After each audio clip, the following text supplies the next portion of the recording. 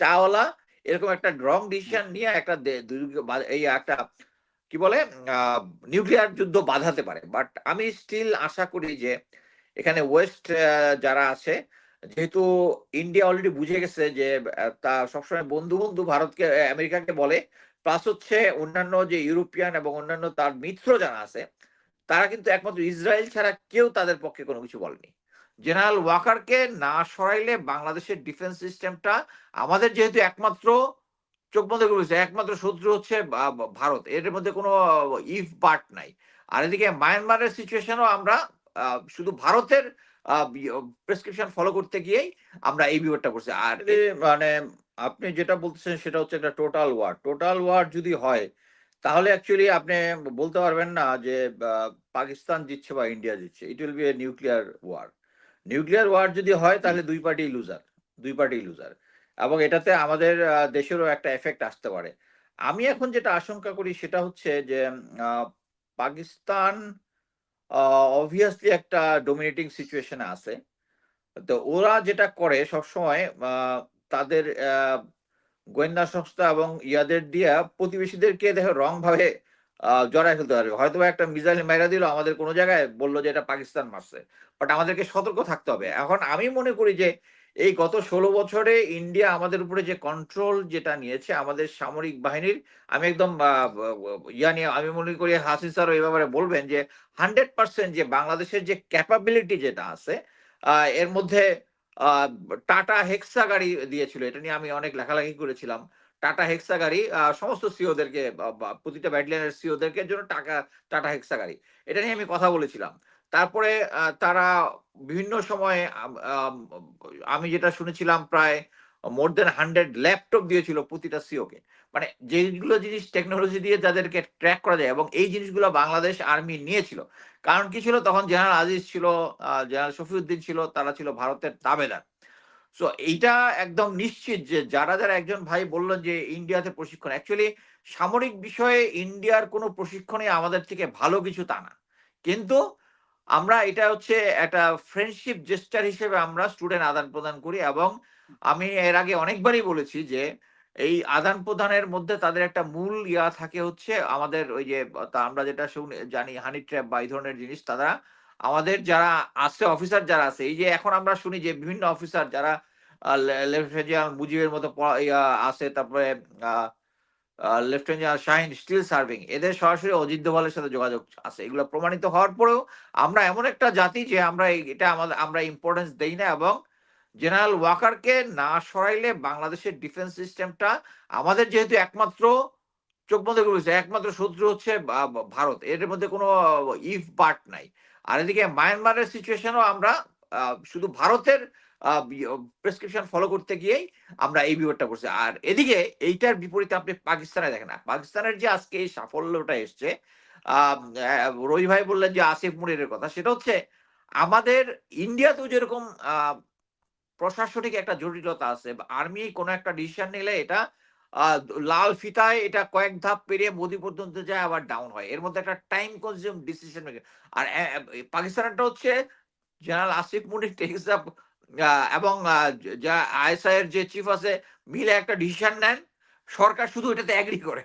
So এই দিক থেকে কিন্তু আমাদের সিচুয়েশন থেকে, ইন্ডিয়ার সিচুয়েশন থেকে একটা যুদ্ধকালীনের জন্য হয়তো এই আর্মির যে প্রভাবটা আছে এটা অন্যান্য জায়গায়, অন্যান্য দেশের অন্যান্য ক্ষেত্রে ক্ষতিকর হতে পারে, কিন্তু একটা যুদ্ধকালীন সময়ে পাকিস্তান এই যে আর্মি যে যে জিনিসটা ফ্রিডমটা করতেছে, এনজয় করতেছে, এবং এইটার জন্য কিন্তু তাদের এই ইয়াটা আসছে।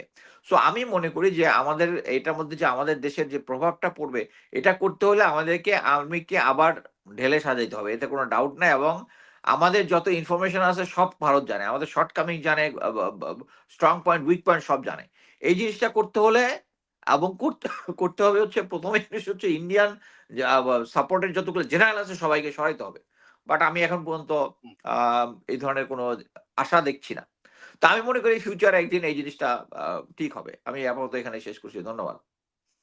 জি, ধন্যবাদ জনাব মোস্তাফিজুর রহমান। আমি আরেকটু আপনার কাছে এই বিষয়টা নিয়ে আসি যে পারমাণবিক যুদ্ধের বিষয়টা আপনি বললেন যে যদি হয় এরকমটা হবে 2019 সালের 19 অক্টোবর যুক্তরাষ্ট্রের একটা বিশ্ববিদ্যালয় তারা প্রতিবেদন দিয়েছিলেন, যেখানে বলেছিলেন যে 2025 সালে ভারত পাকিস্তানের মধ্যে পারমাণবিক যুদ্ধ সংঘটিত হতে পারে তাদের গবেষণায়, এবং তারই ধারাবাহিকতায় 2025 সালে কাশ্মীর ইস্যুতে যুদ্ধ সৃষ্টি হয়েছে। শেষ পর্যন্ত পারমাণবিক যুদ্ধের রূপ নেওয়ার সম্ভাবনা দেখেন কিনা, এই পরিস্থিতি থেকে পারমাণবিক যুদ্ধের দিকে যেতে পারে কিনা জনাব মোস্তাফিজ? হ্যাঁ, এটা নির্ভর হচ্ছে ইন্ডিয়ার উপরে।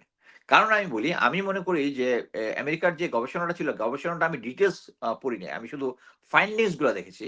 এতে আমার কাছে যেটা মনে হইছে, তারা এই 2019 সালে কারা ক্ষমতায় ছিল হচ্ছে আম এই মোদী সরকার। এবং মোদী সরকারের যে হিন্দুত্ববাদ এবং অ্যাগ্রেসিভ অ্যাটিটিউড, এইটা হচ্ছে এই এনালিসিস এর মূল ভিত্তি। এবং তারা এই যে আমি এর আগে বলেছিলাম যে এরা কোনো যুদ্ধ-টুদ্ধ করবে না। কারণ আমি কনভেনশনাল চিন্তা ভাবনা করেছি। এবং সিআইডি এদের কাছে আরো ইনফরমেশন আছে যে কাদের মানে অ্যাকচুয়ালি তারা মানে গোয়েন্দা সংস্থাগুলো অ্যাকচুয়ালি পার্সোনালিটিকে এনালাইসিস করে। মানে আমি যদি দেশের সেনাপ্রধান হই বা হই, আমার পার্সোনাল আমার কার সাথে কি সম্পর্ক, আমার স্মল থেকে বিগ যতগুলা ক্যারেক্টার আছে। সো তারা হিসাব করেছে হচ্ছে এই বিজেপি গভর্নমেন্টকে, মোদী সরকারকে, মোদীকে পার্সোনালি কি ধরনের ডিসিশন নিবে, এবং দেখেছে যে তারা এই ধরনের ভুল ডিসিশন নিতে পারে। এখন আমি মনে করি যে বর্তমানে যে সিচুয়েশনটা হয়েছে তাতে পাকিস্তান একটা উইনিং সিচুয়েশন আছে। সো আমি মনে করি না তারা আর কোন এটাকে অ্যাক্সেলারেট করবে। যদি আ ভারত অ্যাক্সেলারেট করে, এবং এটা ভারত করলে আপনি দেখেন প্রতিটা জায়গায় কিন্তু ওই বালাকোট থেকে শুরু করে এর আগে যতগুলো হইছে পেহেলগাম বা সমস্ত জায়গায় কিন্তু আগেই ভারত অ্যাকশন নিয়েছে এবং পাকিস্তান রিটালিয়েট করেছে। সো এটার দোষটা মানে এনালাইসিসটা এভাবেই হয়েছে যে তাদের যে প্রাসক্রিপ্ট, একটা হচ্ছে ইন্ডিয়ান লিডারশিপ, আরেকটা হচ্ছে পাকিস্তানের যে পলিসি। পাকিস্তানের পলিসি হচ্ছে তারা আক্রান্ত হইলে ফার্স্ট স্ট্রাইক পলিসি, যেটা ন্যাটোরও একই পলিসি। সো এই ক্ষেত্রে তারা হিসাব করেছে যে এরকম একটা মোদী সরকারের মতো পাগল চাওয়ালা এরকম একটা রং ডিসিশন নিয়ে একটা এই একটা কি বলে নিউক্লিয়ার যুদ্ধ বাধাতে পারে। বাট আমি স্টিল আশা করি যে এখানে ওয়েস্ট যারা আছে, যেহেতু ইন্ডিয়া অলরেডি বুঝে গেছে যে তা সবসময় বন্ধু বন্ধু ভারতকে আমেরিকাকে বলে, প্লাস হচ্ছে অন্যান্য যে ইউরোপিয়ান এবং অন্যান্য তার মিত্র যারা আছে, তারা কিন্তু একমাত্র ইসরায়েল ছাড়া কেউ তাদের পক্ষে কোনো কিছু বলেনি। আমাদের মোদী সরকার দেখেন, যুদ্ধ যখন হয় বা শুরু হওয়ার আগেই ওদের একজন লেফটেন্যান্ট জেনারেল মানে অস্বীকৃতি করছে যুদ্ধ করার জন্য, মানে ক্রিটিসাইজ করছে মোদীকে। মোদী যদি চায়ও নিউক্লিয়ার ওয়ার, আমার মনে হয় না ভারতীয় বাহিনী মোদীর ভুলের জন্য, চাল আর ভুলের জন্য যুদ্ধ করবে। নিরীহ জনগণ জীবন দেবে, সবার জন্য ক্ষতিকর। আর পাকিস্তান মনে হয় না এই ঝুঁকিতে যাবে এই মুহূর্তে। অর্থনৈতিক সংকটে আছে, অর্থনৈতিক অবস্থা ভালো না, রাজনৈতিক অবস্থা দেখেন আপনার ইমরান খান ভিতরে, শাহবাজ সাহেব একটু সমস্যায় আছেন।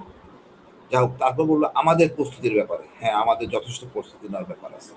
আমরা এই ছোট খণ্ডগুলো দেখলাম যে এয়ারক্রাফটের চেয়ে ডিফেন্সিভ পোর্টটা ভালো, এবং সেগুলিতে আমরা স্বয়ংসম্পন্ন হওয়া উচিত। আমি মনে করি সেনাবাহিনী যখন আছে তার ইকুইপমেন্ট লাগবে, ইকুইপমেন্ট না থাকলে সেনাবাহিনীর প্রয়োজন।